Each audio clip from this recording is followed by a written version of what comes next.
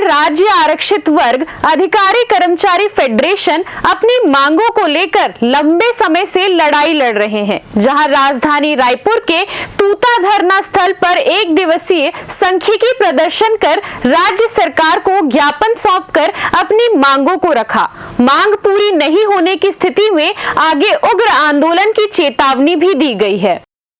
Federation के कर्मचारियों अधिकारियों ने राज्य सरकार के अधीनस्थ अधिकारी कर्मचारियों पर आरोप लगाते हुए कहा है कि ये वही अधिकारी हैं जो पदोन्नति को रोक कर रखे हुए हैं। यहाँ तक कि सुप्रीम कोर्ट के आदेशों को भी दरकिनार किया जा रहा है। जबकि संवेदनशील मुख्यमंत्री से जब हम मुलाकात करते हैं तो मुख्यमंत्री का कहना है कि हमारे तरफ से कोई भी देरी नहीं है, इसीलिए हम एक बड़ा आरोप अधीनस्थ अधिकारी कर्मचारियों पर लगा रहे हैं। कर्मचारियों की वजह से ही अभी तक पदोन्नति रुकी हुई है। आरक्षण में पदोन्नति संवैधानिक अधिकार है, जिसे लेकर अंतिम तक हम लड़ाई लड़ेंगे। आज हम संयुक्त रूप से यहाँ पर राज्यव्यापी विशाल धरना प्रदर्शन में उपस्थित हुए हैं और पूरे 33 जिला से पूरे अनुसूचित जाति जनजाति समाज के कर्मचारी अधिकारी संगठन ही नहीं बल्कि पूरे जाति संगठन समाज के पूरे संगठन यहाँ पे पार्टिसिपेट किए और विगत 3-4 सालों से हम लगातार मांग कर रहे थे। खासकर संवैधानिक मांग जिसमें प्रतिनिधित्व का अधिकार आरक्षण का मांग है वो हम लगातार करते आ रहे हैं। लेकिन पिछले अभी कुछ दिन पहले 9 तारीख को सामान्य प्रशासन विभाग ने अभी भी वो गुमराह कर रहे हैं प्रशासन को, क्योंकि हमने सुप्रीम कोर्ट के अंतरिम आदेश को लागू करने की बात कही है।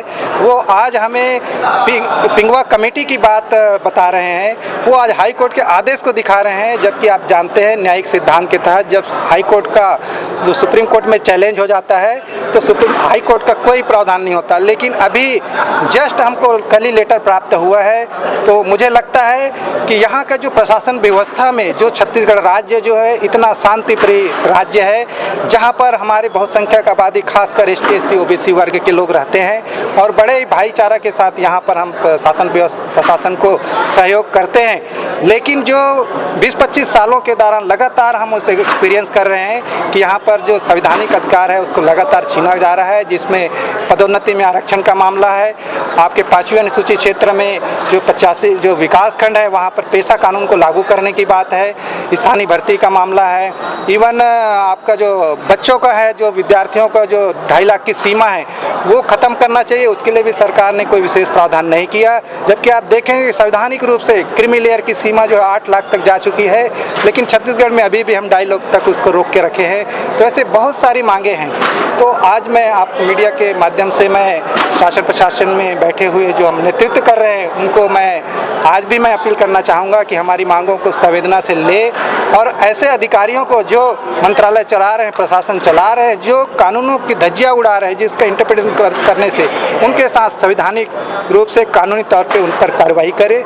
यही हमारी प्रमुख मांग है। यदि कार्रवाई नहीं होती है तो इस बात को हम लोग जन आंदोलन के मामले से, हम कोई सरकार के खिलाफ नहीं है, तो ये हम जनता तक ले जाएंगे, हमारे समाज तक ले जाएंगे। 33 जिलों में जेल आंदोलन की आपने बात कही है, सरकार नहीं मानती है, लगातार आप लोग प्रदर्शन करते, इससे पहले भी आप लोगों ने प्रदर्शन किया और कई बार आप लोगों ने बातचीत करने की बात कही, लेकिन कोई जवाब अभी तक नहीं आ रहा है। तो क्या रणनीति आगे फिर रहेगी आप लोगों की, आर पार की रणनीति क्या रहेगी फिर आगे?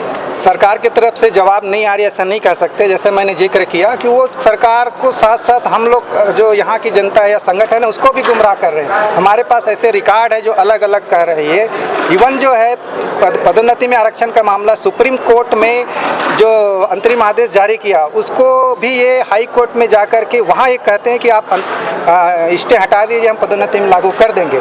लेकिन अभी वो डिसीजन आ गया, वो सब चैलेंज हो गया, उसके बाद लागू नहीं कर रहे। यानी चीफ जस्टिस साहब ने, हाई कोर्ट के चीफ जस्टिस ने कहा कि भाई ये सुप्रीम कोर्ट का आदेश है, क्यों लागू नहीं कर रहे? हमारे पास वीडियो रिकॉर्डिंग है, वो मीडिया में अवेलेबल है, यूट्यूब में अवेलेबल है, उसको आप देख सकते हैं। तो इस तरीके से वो जवाब दे रहे हैं। जेल भरो जो आंदोलन आपने कहा, जैसे वक्तव्य में कहा कि हम जेल भरने वाला आंदोलन शुरू करेंगे, 33 जिलों में एक साथ शुरू करेंगे, उसकी रणनीति?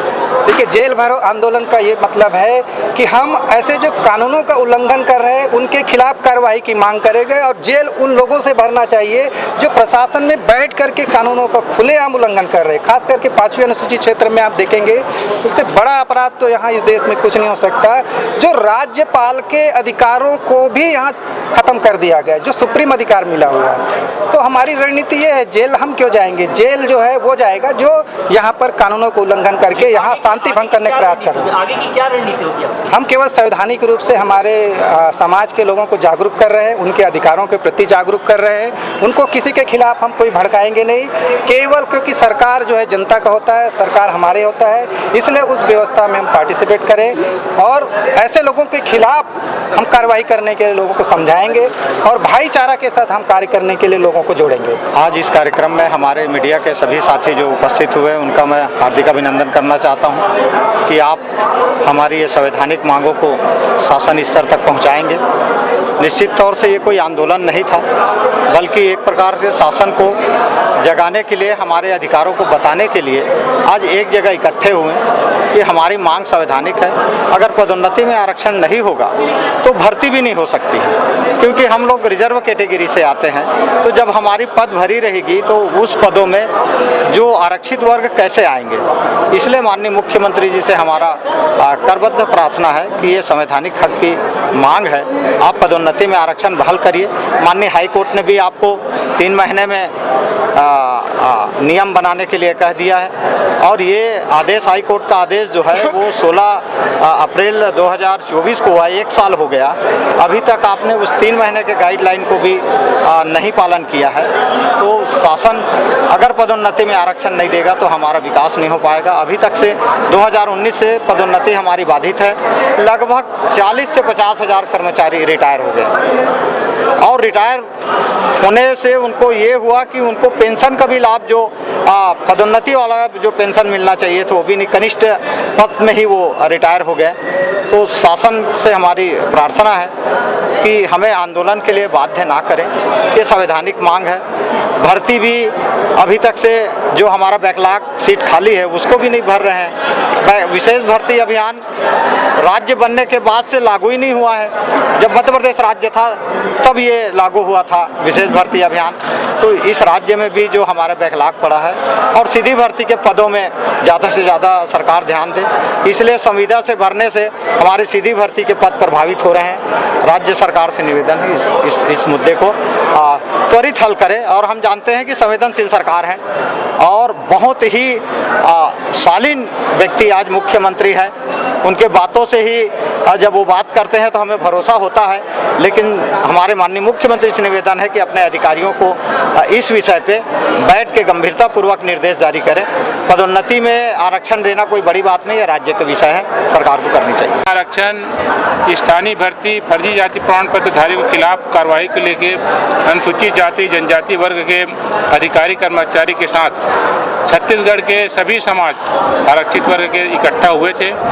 समाज में भारी आक्रोश है। हम लोग पहले लगातार सरकार से संवाद करते रहे, माननीय मुख्यमंत्री से कई मौक़ों पे मिलते रहे हैं। माननीय रामविचार नेताम जी, माननीय केदार कश्यप जी और माननीय जितने भी मंत्री विधायक हैं, सबसे हमने इस बातों को रखा है, लेकिन हमारी बातों को गंभीरता से सरकार नहीं ले रही है। इस कारण हमको मजबूरी में आज समाज को इकट्ठा करना पड़ा। आज 50,000 की तादाद में समाज के लोग इकट्ठा हुए और अपने हक अधिकार को पाने के लिए यदि सरकार हमारी बातों को आज अनसुनी करेगी तो भविष्य में इस आंदोलन का विस्तार होगा और ये विस्तार जो है रेल रोको आंदोलन तक भी पहुंच सकता है। मतलब बड़ा विस्तार होने वाला है। इसलिए हम आपके माध्यम से, चैनल के माध्यम से कहना चाहेंगे कि हमारी मांगों को सरकार मान ले। जी, मुख्यमंत्री जी आपके ही वहीं से आते हैं, आपके वर्ग से आते हैं, क्या कारण है कि जो अभी वो खुद ही अपनी पीड़ा नहीं पहचान पा रहे? माननीय मुख्यमंत्री जी से जब भी मिले तब उन्होंने बड़े ही संवेदना व्यक्त करते हुए कहा कि हम आपकी मांगों को तत्काल पूरा करेंगे,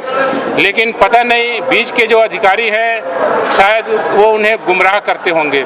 इसलिए ऐसे अधिकारियों को, ऐसे प्रशासन चलाने वाले लोगों को, हमारे मुख्यमंत्री को बदनाम करने की कोशिश न करें और हमारे समाज के हितों की यदि अनदेखी होगी तो सरकार किसी का रहे, हम पीछे हटने वाले नहीं हैं। CCN शार्क न्यूज के लिए ब्यूरो रिपोर्ट।